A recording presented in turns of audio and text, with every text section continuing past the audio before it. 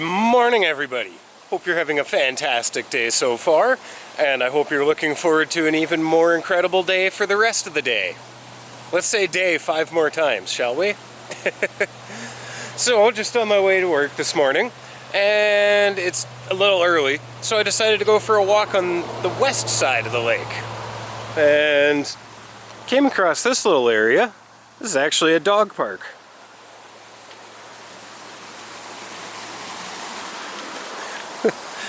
Kind of cool, the stuff you run across while you're just out and about. So, gotta head to work, and then we're gonna continue the adventure later.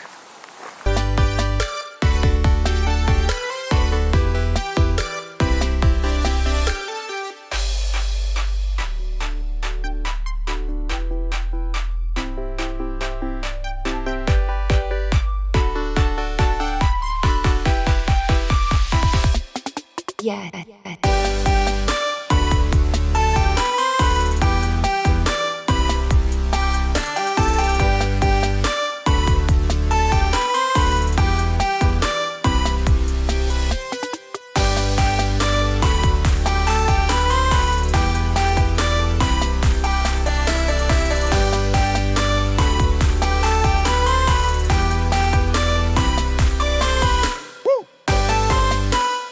Well, once again, the wonderful Okanagan weather. Beautiful in the morning, torrential downpour on the way home from work. So, didn't get out and do much yesterday. But this morning, went out for my usual walk. Got some good news. The park that I usually go and walk through, they finally finished the construction on the pathway. So I'll be able to get back to that routine, probably starting tomorrow or the next day, which is awesome, because it involves no driving in the mornings to go for my walk.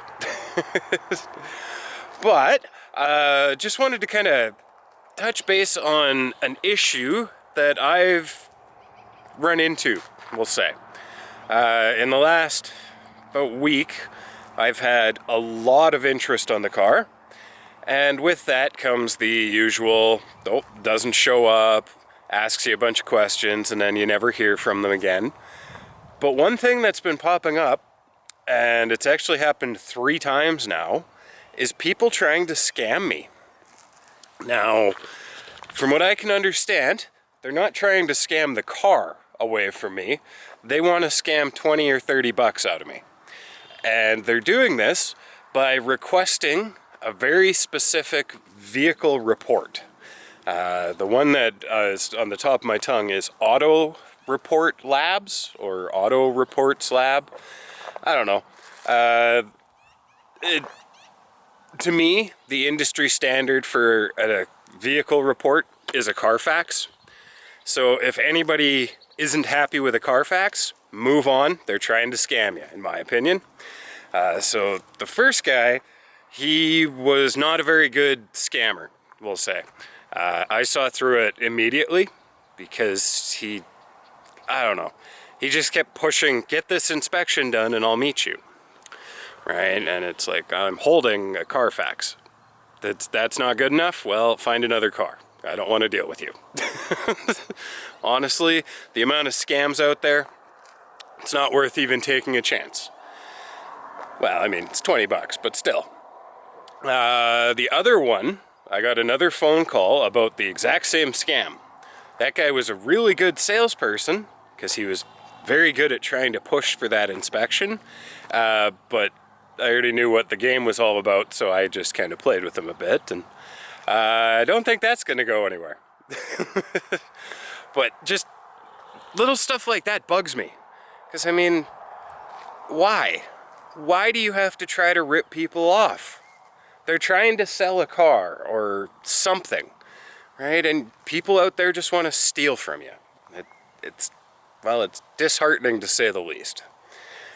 Good news, I'm very cautious when it comes to that sort of, anything sold online I'm very cautious of. So when it involves a credit card on a website that I've never heard of, chances are I'm going to do some checking first. And I didn't even have to check very hard to figure out that 2 of these were scams. So if you're out there selling your car, be sure you're paying attention. don't let people kind of pull one over on you like that. The other thing, I have another gentleman, or lady, I'm not sure, email addresses, right? I make assumptions, and I really shouldn't. But they're very interested, but I'm a little worried because the first question they asked me was, where do I live? And then when I told them Kelowna, they're like, no, where in Kelowna? Now, I'm not about to give out my home address over the internet when I'm selling a car. I don't understand why people think that's such an important thing to have, right? So, just kind of be careful with that. I always like to meet at places like Tim Hortons, grocery stores, the bank, very public places, and I find that that really puts a lot of people at ease, right? There's no risk that my friend's going to come out from the garage or, right, something like that. But that's just something I've done. And other things that have kind of popped up are, well, I call them tire kickers. The guys that always ask the questions, right? Well, how fast does it go? Will it do this? Will it do that? It's like, no, it's a Cadillac. It's not a sports car, right? Or the, will you take this much money, and they've never even said hi to you before.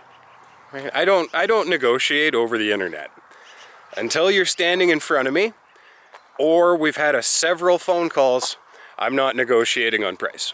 So, just my thing, right? If you want to try to negotiate a price before you come and look at something, that's totally up to you. I don't do that though. I always, when I post a price, that's my starting price. I will fully admit that. On things like this car, I'm not going to move much on the price, but sometimes, well, maybe you realize you'd rather have it gone than sit around and wait for 10 bucks. Things to keep in mind. Now, I am running late, as usual, in the mornings, so we're going to wrap it up there. I wanted to say thank you very much for coming with me on today's little adventure.